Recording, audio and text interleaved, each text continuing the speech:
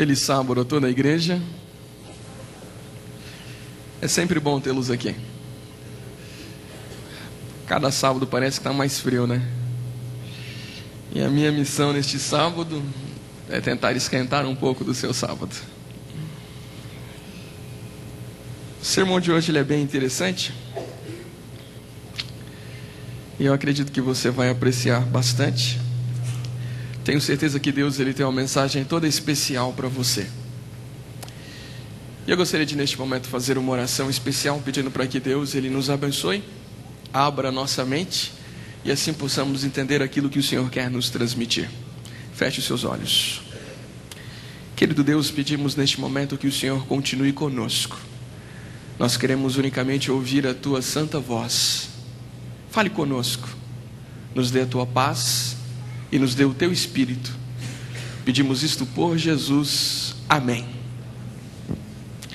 O pastor Mazara estava ali fazendo um sinal dizendo: olha, hoje você tem bastante tempo, hein?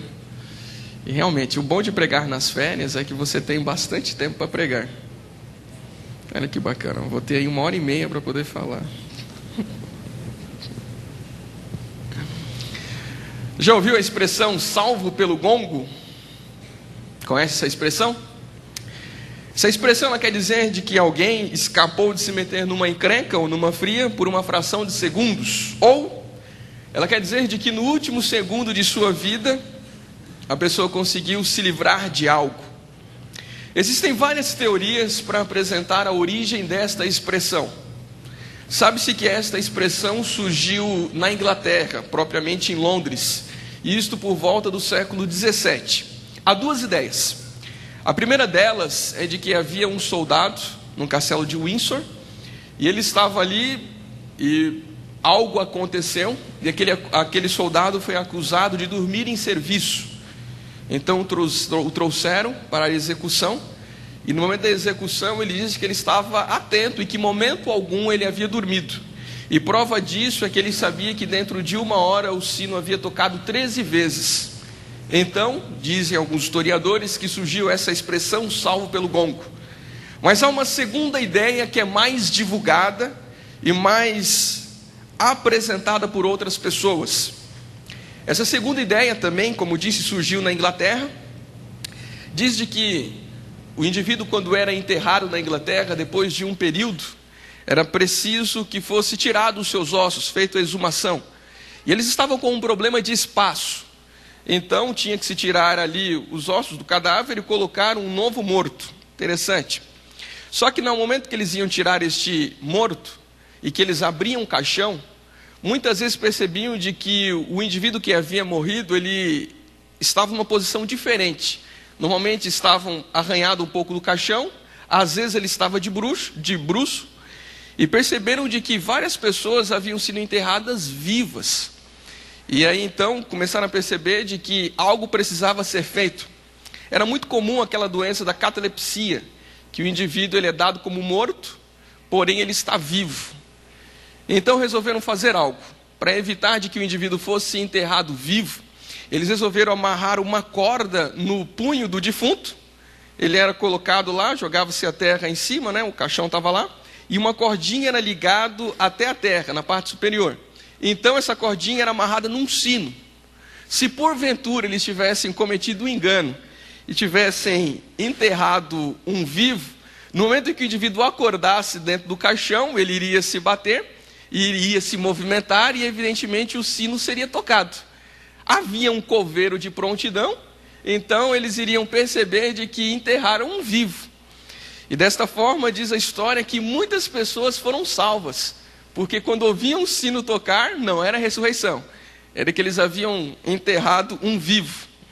Interessante. E aí então surgiu-se a expressão de alguns historiadores, salvo pelo gongo. Ele tocava, então ele se salvava. Muito bem, nós não sabemos exatamente quais das duas ideias representa a verdade. O que eu sei é que a frase ela é comum em nossos dias, salvo pelo gongo. Eu gostaria de estudar com você nesta manhã a história de um personagem bíblico que foi salvo pelo gongo. É a história do rei Manassés. A história de Manassés é uma das histórias mais impressionantes da Bíblia. A história de Manassés você encontra em 2 capítulos da Bíblia. 2 Reis 21, de 1 a 18, e em 2 Crônicas 33, do 1 ao 20. E nós vamos analisar a história de acordo com 2 Crônicas. Então você é convidado a abrir a sua Bíblia, 2 Crônicas, capítulo 33.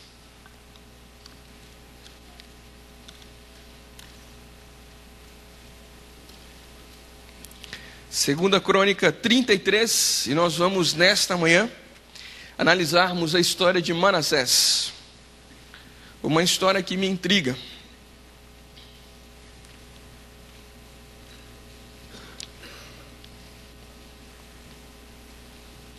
A partir do versículo 1, em minha Bíblia diz assim, 2 Crônicas 33.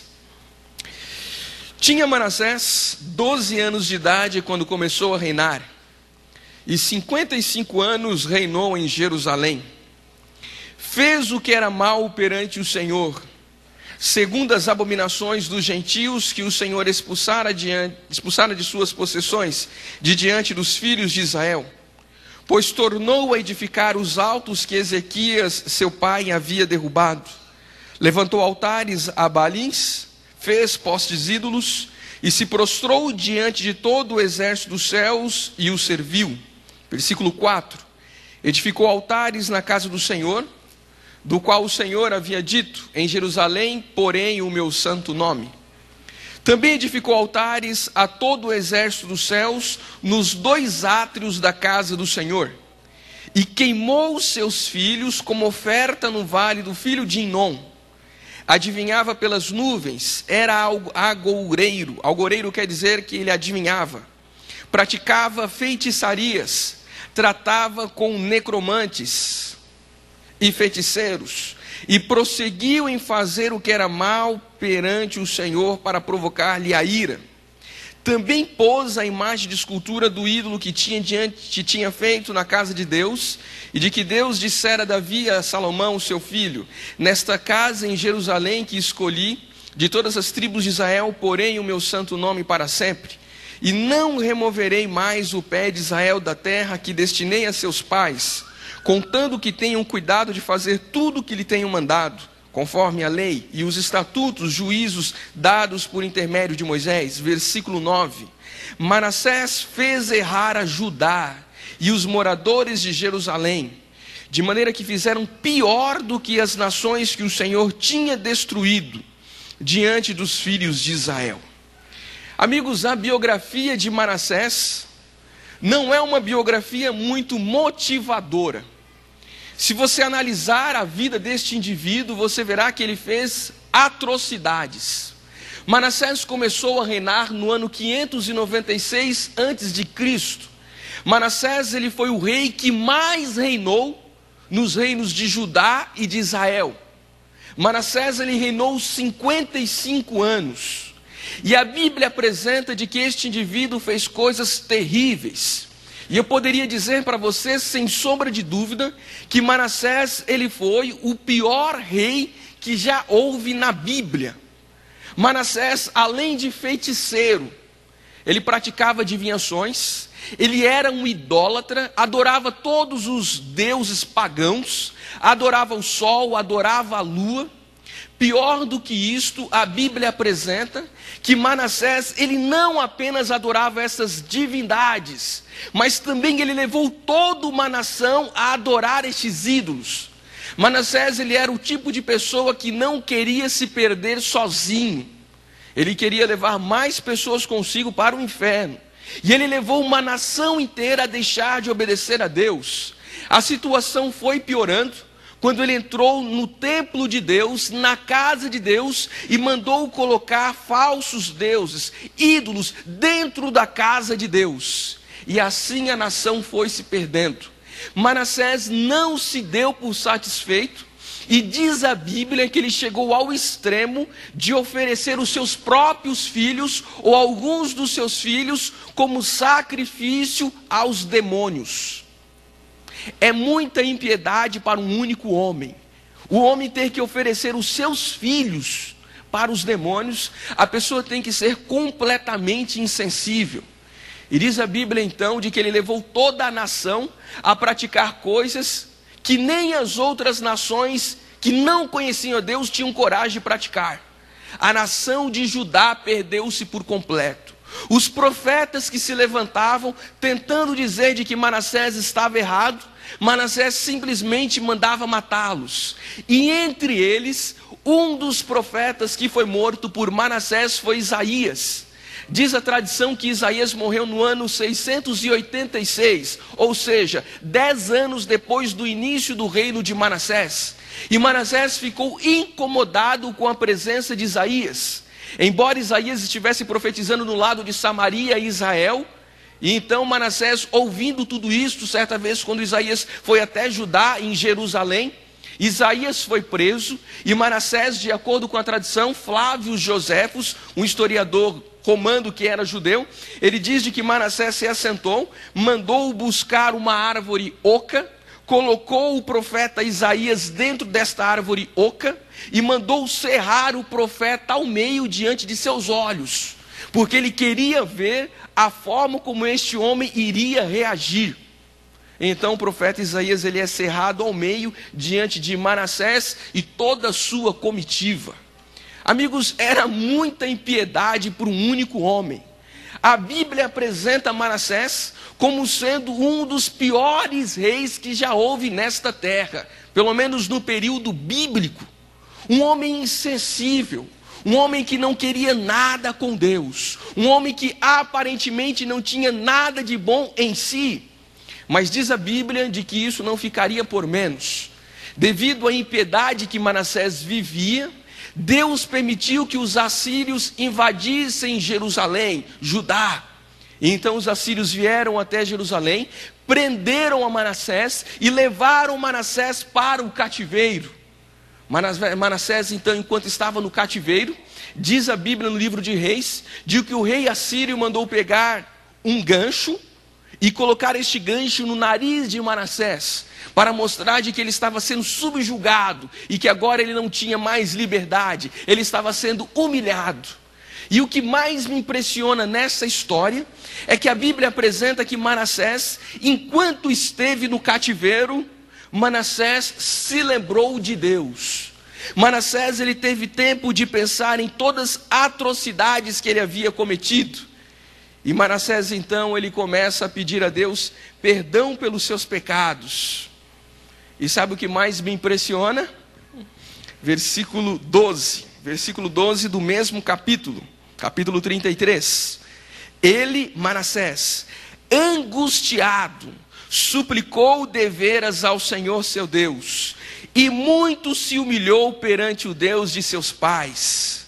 Fez-lhe uma oração, e Deus se tornou favorável para com ele, e atendeu-lhe a súplica, e o fez voltar para Jerusalém ao seu reino. Então reconheceu Manassés que o Senhor era Deus. Amigos, a primeira vez que eu li esta história, eu fiquei revoltado.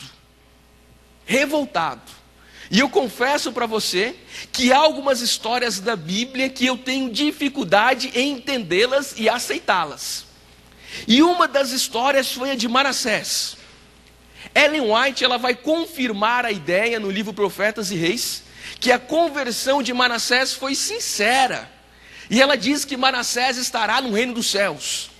E quando eu li isso, eu fiquei mais revoltado ainda.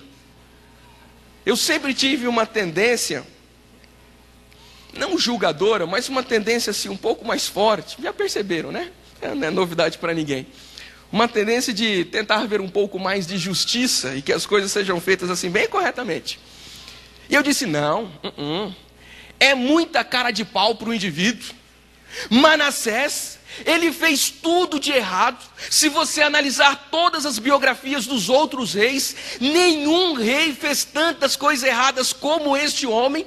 E ao final de sua vida, ele se arrepende e está tudo resolvido. Ele matou o profeta de Deus, ele sacrificou os seus filhos, ele acabou com uma nação e ele pede perdão e Deus perdoa. Eu dizia, não pode ser assim. O Senhor precisa fazer alguma coisa mais. Eu até concordo que o Senhor pode perdoar e deve perdoar. Porém, o indivíduo tem que sofrer um pouquinho mais. Primeiro sofra e depois vem o perdão. Assim pensava eu. A situação foi piorando e eu pensei, sabe de uma coisa? Manassés só se arrependeu porque estava no cativeiro. Porque se ele não tivesse ido para o cativeiro, ele não teria se arrependido, pensava eu. Aí eu continuei com os meus pensamentos e dizia assim, é fácil. Deus então lhe permite sofrer e levando ao sofrimento, você se volta a Ele. Me lembrei de uma frase que não está na Bíblia, mas que todo mundo diz e que é uma realidade. Quem não vem pelo amor, vem pela dor. Pensei, a situação obrigou Manassés a fazer isso, não foi de verdade. Amigos, embora esta frase de que quem não vem pelo amor, vem pela dor, não esteja na Bíblia, ela é uma frase verdadeira. Você vai perceber de que Deus ele tem diferentes formas de trabalhar. Muitas vezes não é que Deus ele leva o indivíduo ao sofrimento para reconhecê-lo como Deus. Mas Deus simplesmente permite que a vida tome o seu curso natural. E a consequência natural do pecado é o sofrimento. E Deus então não evita que algumas situações aconteçam. O mesmo Deus fez com Manassés. E Manassés, enquanto esteve no cativeiro, ele se lembrou do Senhor Deus. Mesmo que o indivíduo se arrependa diante de um problema. Sabe por quê? Para Deus não importa quando o indivíduo vai se arrepender ou em que circunstâncias é que ele vai se arrepender. Para Deus o mais importante é que ele se arrependa. Enquanto nós muitas vezes temos uma tendência de querermos vermos a justiça, aqui se fez, aqui se paga. Deus ele sempre tem o desejo de oferecer perdão ao indivíduo, de oferecer ao indivíduo uma nova chance, de oferecer ao indivíduo vida. Amigo, Manassés ele foi salvo pela graça de Deus. Deus perdoou a Manassés. Deus salvou a Manassés. E Manassés ele vai estar no reino dos céus. Sabe, a história de Manassés é uma história impressionante. Porque quando eu leio a história de Manassés, eu fico mais feliz. Hoje, ao invés de questionar a Deus, eu me sinto um pouco mais alegre. Porque a minha vida nem chega aos pés da vida de Manassés. E eu garanto que a sua também. E se Deus salvou a Manassés, Deus vai me salvar também. Se Deus foi capaz de perdoar todos os pecados de Manassés, Deus é capaz de perdoar os meus pecados também. Se Deus foi capaz de transformar a vida deste homem, Deus é capaz de transformar a sua vida também. Eu fico imaginando, meus queridos, imagine a ressurreição. Aqui entra o momento Gideão em ação. Ressurreição, Isaías ressuscita primeiro. E Isaías então ele chega nos céus. E Isaías começa a caminhar pelas mansões celestiais. Fazem poucos minutos que ele está no céu e ele está admirado. E de repente Isaías, conforme ele caminha, ele observa de que o rei Manassés vem ao seu encontro. A última pessoa que Isaías viu antes de morrer foi o rei Manassés. E a última expressão que ele tem em mente era Manassés, evidentemente sorrindo, enquanto seus algozes estavam lhe cerrando ao meio. Eu fico imaginando Isaías olhando para Manassés e o desespero de Isaías. Eu me perdi, estou no inferno. Ó quem está aqui, Manassés. Eu estou perdido, mas nossa, o inferno é diferente do que eu imaginava. Manassés aqui. Eu fico imaginando um encontro. E de repente então Manassés se aproximando diz a Isaías, não, Isaías, você não está no inferno, você está no céu. Eu me salvei. Eu penso que até o próprio Isaías vai dizer, eu não acredito que você foi salvo. Amigos, a graça de Deus ela é algo transformador, é algo maravilhoso. Deus ele veio aqui para poder nos perdoar. Deus ele veio a este mundo para poder nos dar vida. E Deus é capaz de mudar a vida de qualquer pessoa. Sabe, Satanás ele tenta trabalhar conosco a seguinte ideia, de que Deus não é capaz de mudar algumas vidas. Mas quando nós vamos à Bíblia, nós percebemos a ação do Espírito Santo, a ação milagrosa de Deus. Deus é capaz de mudar qualquer vida. Deus é capaz de perdoar qualquer pecado. Deus é capaz de reescrever qualquer história. Satanás não quer que você acredite nisto. E Satanás ele tem apresentado inúmeras ideias por aí, dizendo que algumas classes de pessoas, elas não vão conseguir ter uma nova vida. Satanás ele apresenta por aí a seguinte ideia: uma vez pedófilo, sempre pedófilo. Uma vez homossexual, sempre homossexual.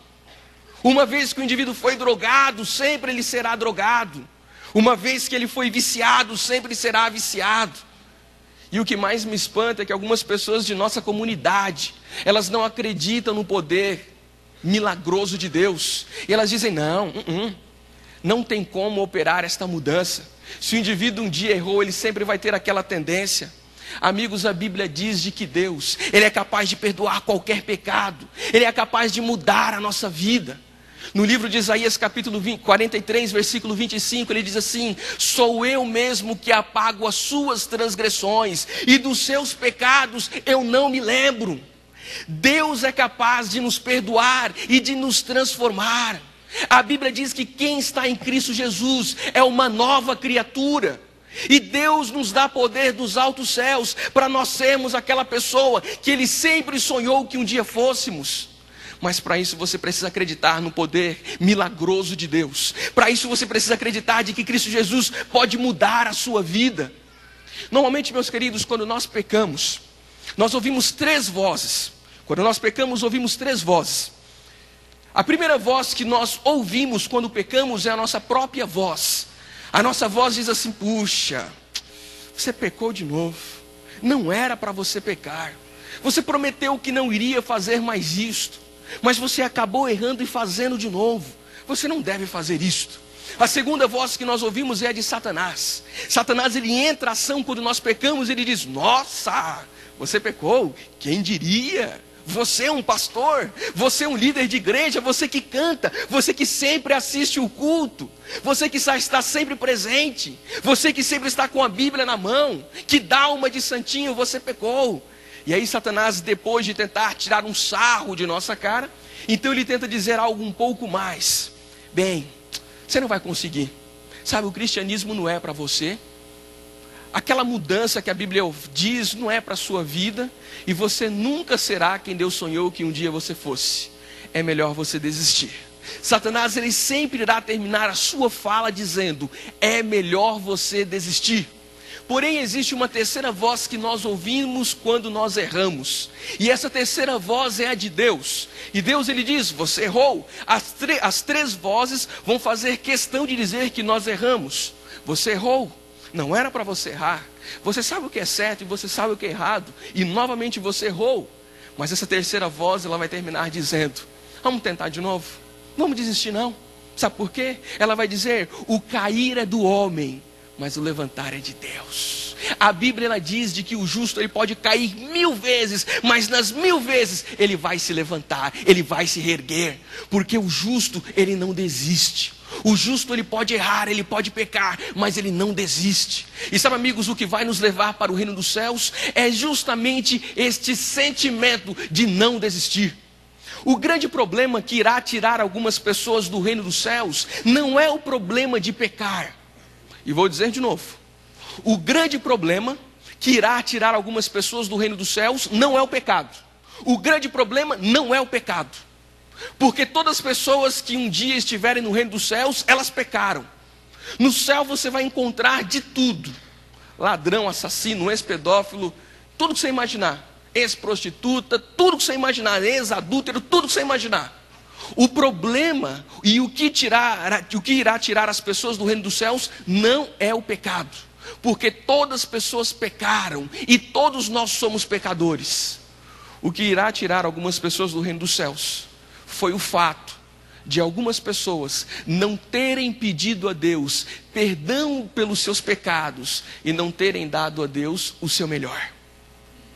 É isto que irá tirar algumas pessoas do reino dos céus. Elas não pediram a Deus perdão pelos pecados e não deram o seu melhor. Elas se contentaram, disseram: assim tá bom, e assim eu vou viver. Amigos, enquanto nós vivermos nesta terra, nós sempre teremos uma tendência para o pecado. Nós sempre teremos uma tendência para o que é ruim. Nós sempre teremos uma tendência para o mal. Mas o problema não é essa tendência, porque a ação do Espírito Santo em nossa vida é maior do que esta tendência. E Deus promete nos dar poder dos altos céus para nós sermos aquilo que Ele sempre sonhou que um dia fôssemos. Porque pela graça de Cristo Jesus, nós somos muito mais que vencedores. Deus, Ele enviou Jesus, e Jesus veio a este mundo justamente para poder nos salvar, justamente para poder nos dar este poder, para vivermos uma vida conforme a vontade de Deus. Amigos, todos nós somos pecadores e todos nós erramos. Em Isaías capítulo 64, versículo 6 vai dizer de que todas as nossas boas ações, elas são como trapos de imundícias diante de Deus, e de que todos nós erramos, de que todos nós decepcionamos a Deus. Mas é aí que entra a graça de Deus, é aí que entra a graça, que é outra coisa que eu também não consigo entender.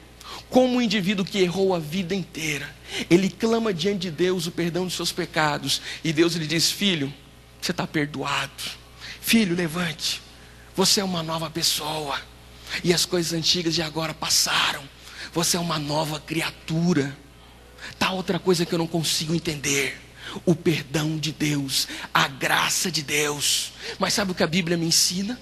Há algumas coisas que eu não preciso entender, eu só preciso aceitá-las. Deus é capaz de perdoar qualquer pecado. Deus é capaz de me dar uma nova chance. Deus é capaz de me fazer uma nova criatura. Amigos, se Deus ele perdoou a Manassés, e Deus deu para Manassés uma segunda oportunidade, Ele é capaz de dar a você uma segunda oportunidade. Porque eu garanto para você, eu te garanto, que não há ninguém aqui nesta igreja que tenha feito mais atrocidades do que Manassés.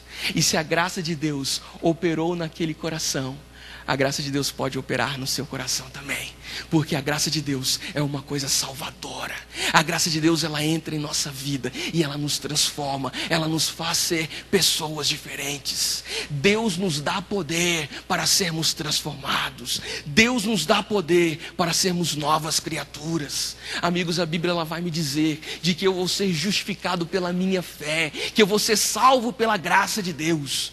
A justificação pela fé não quer dizer de que Cristo Jesus, Ele vai justificar o meu pecado, dizendo: puxa, você errou, mas é assim mesmo, ninguém consegue mesmo. Eu não conheço ninguém que tenha conseguido passar por essa tentação. É normal mesmo, todo mundo está caindo, e é normal cair, você é fraco mesmo. Não. A graça de Deus não trabalha desta forma, nem muito menos a justificação de Deus. Deus nunca vai justificar o meu pecado, porque o meu pecado não tem justificativa. Deus ele vai me justificar como pessoa. Ele vai dizer o seguinte: você errou, e errou feio, mas Cristo Jesus morreu no seu lugar.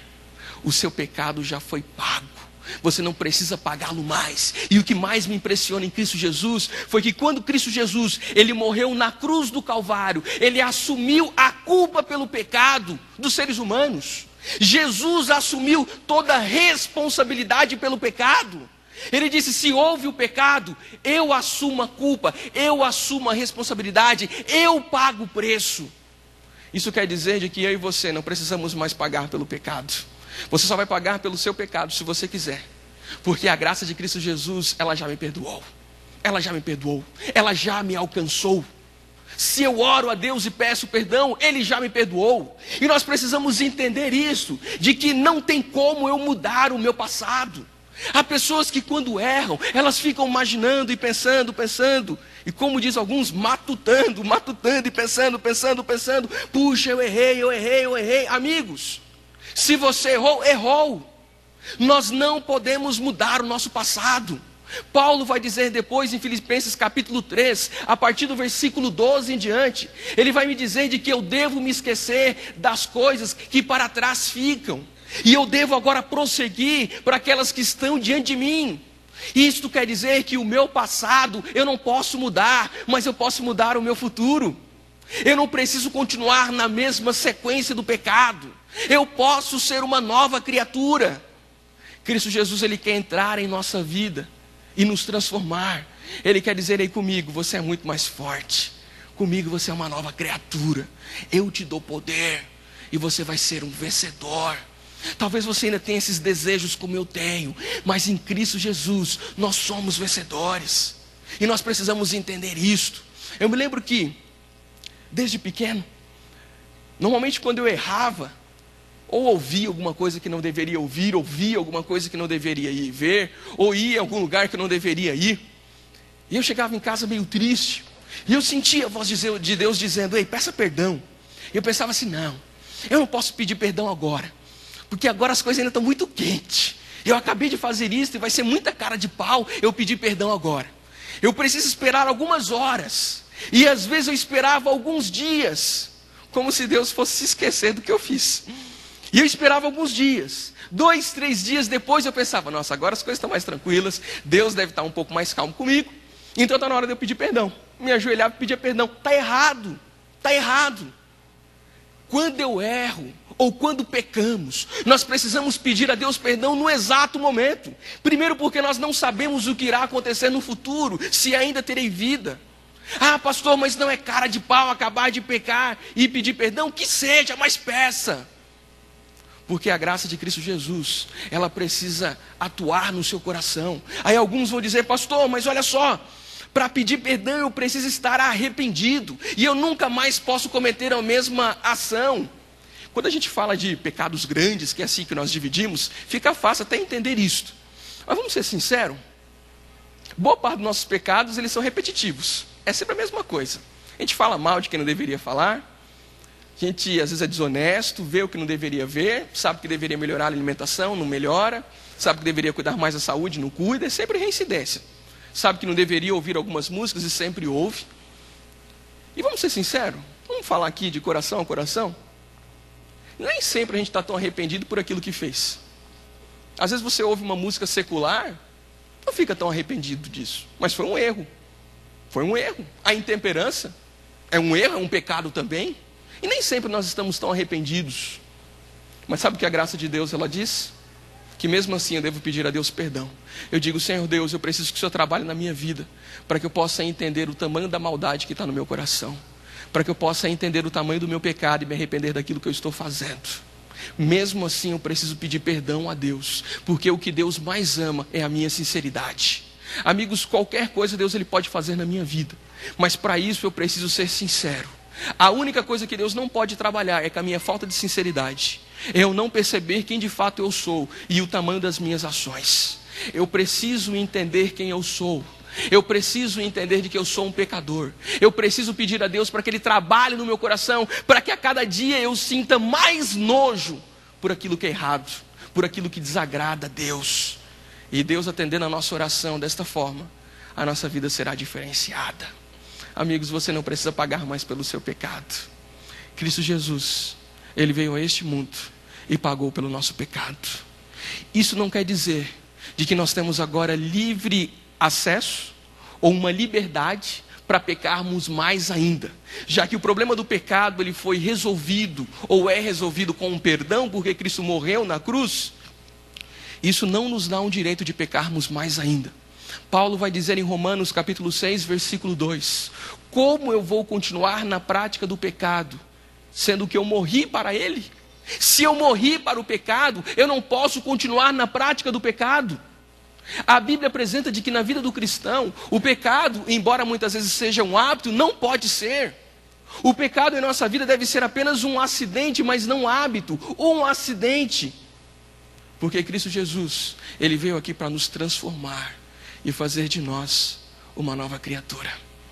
Amigos, nessa manhã, Deus quer oferecer a você perdão dos altos céus. Eu não sei como está a sua vida, nem sei o que você tem feito, mas uma coisa eu sei: o meu Deus é muito maior do que o seu pecado. O meu Deus é capaz de fazer de você uma nova criatura. O meu Deus é capaz de dar a você poder dos altos céus, para você ser uma nova pessoa. Por mais que Satanás tenha dito aí, de que é impossível ter uma transformação, não creia nisto, não creia nisto. Satanás ele pode dizer de que não existe ex-pedófilo, mas pela graça de Cristo Jesus, Deus pode transformar o coração de um pedófilo, pode sim. Se Satanás ele falar por aí de que não existem ex-homossexuais, balela, porque pela graça de Cristo Jesus, qualquer vida é transformada, e Deus muda as nossas inclinações e os nossos desejos. Se Satanás falar por aí de que não existem ex-viciados ou ex-alcoólatras, balela novamente, porque pela graça de Cristo Jesus, nós somos vencedores. Amigos, as boas novas desta manhã é que nenhum de nós Nem você, nem eu, nenhum de nós somos melhores do que Manassés. Todos nós somos pecadores. E todos nós desagradamos a Deus. E todos nós erramos. Nós sabemos o que é certo, mas sempre fazemos o que é errado. E é por isso que todos nós precisamos de perdão dos altos céus. Independente do que você fez, independente do que você tem feito, Cristo Jesus quer te dar uma nova chance. Cristo Jesus quer fazer de você um instrumento. Cristo Jesus, Ele quer salvar a sua vida. Cristo Jesus, Ele quer te dar uma nova oportunidade e fazer de você um verdadeiro servo. Mas para isso você precisa se humilhar, como fez Manassés. Diz a Bíblia de que Manassés, ele reconheceu de que Deus é Deus. Isso quer dizer de que Manassés reconheceu de que ele estava vivendo uma vida em pecado, que ele estava desobedecendo a Deus e que ele precisava ser melhor. E amigos, se existe uma coisa que Deus não consegue rejeitar, é a súplica do ser humano pelo perdão dos seus pecados. Você quer ver o coração de Deus amolecer? É quando nós nos inclinamos diante da presença dEle e falamos: Senhor Deus, perdoe as minhas falhas. Está aqui uma oração que Deus Ele gosta de ouvir. Senhor Deus, perdoa os meus pecados, perdoa os meus pensamentos, perdoa aquilo que eu faço, aquilo que eu vejo, aquilo que eu ouço, aquilo que eu estou falando. Me perdoa, Senhor, e me faça uma nova criatura. Amigos, será que nesta manhã há alguém aqui que sente que precisa receber o perdão de Deus? Será que há alguém aqui nesta manhã que sente que precisa ser uma nova criatura e que da forma que tem vivido não tem agradado a Deus? Eu quero dizer para você que a graça de Cristo Jesus é tudo que você precisa. Eu quero dizer para você que Jesus já pagou o seu pecado. Você não precisa levá-lo mais, e você não precisa sofrer mais por ele, porque Cristo Jesus, Ele veio aqui perdoar o seu pecado. Ele veio aqui transformar você numa nova criatura. E se você pedir a Deus perdão pelo seu pecado, Satanás, ele não terá mais autoridade de nos julgarmos ou de nos condenarmos diante de Deus, porque Cristo Jesus já nos perdoou. Amigos, eu gostaria de terminar este sermão fazendo uma oração especial. Eu sei que há pessoas aqui que têm lutado com Deus, e que a sua consciência está pesada por alguma coisa que cometeu, ou por simplesmente não viver exatamente aquilo que Deus gostaria que ela vivesse. Eu não sei se você é adventista, não sei se você é, eu não sei se você é líder da igreja, mas eu gostaria de orar por você. Eu vou fazer um apelo para que você venha aqui à frente, porque eu quero orar por você.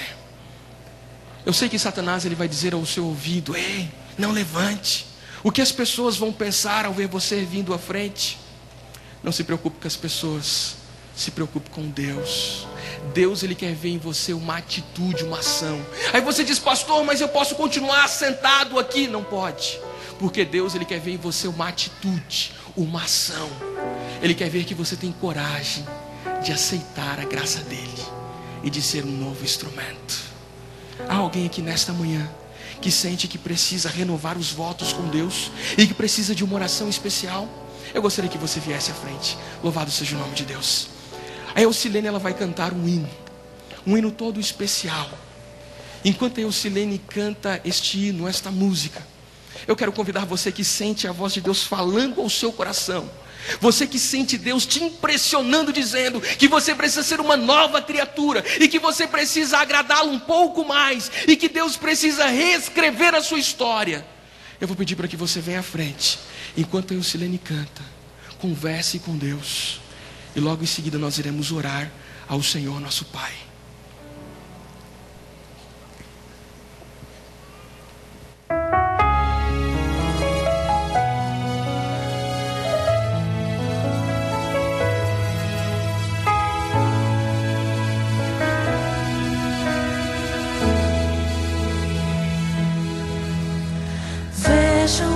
algo em seu olhar que não sei bem como explicar.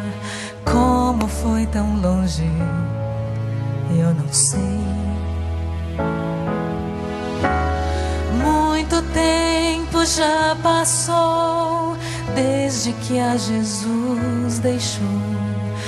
Eu não sei por que você se foi, mas uma coisa eu sei: Cristo sabe que você deseja vê-lo logo retornar.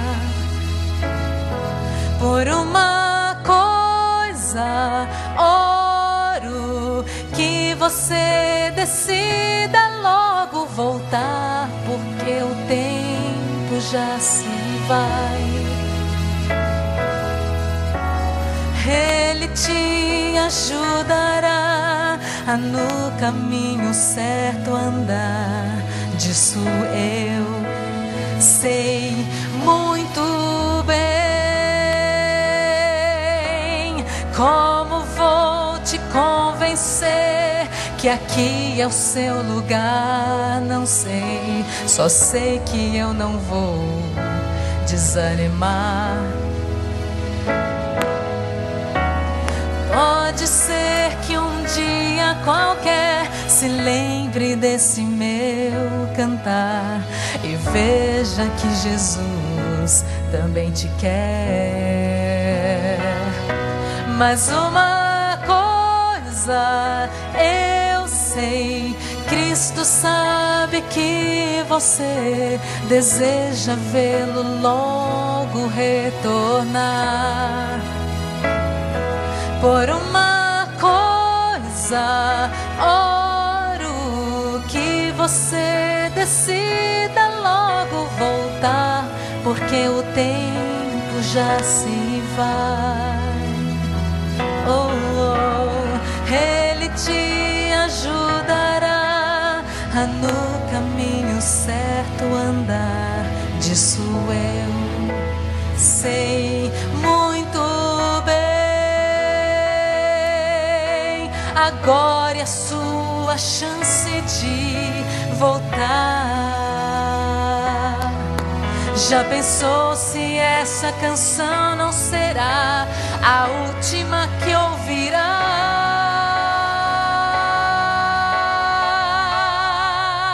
Mas uma coisa eu sei: Cristo sabe que você deseja vê-lo logo retornar.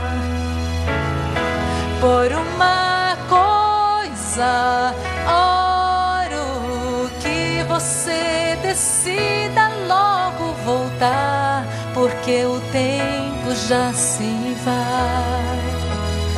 Oh, Ele te ajudará a no caminho certo andar. Disso eu sei muito bem.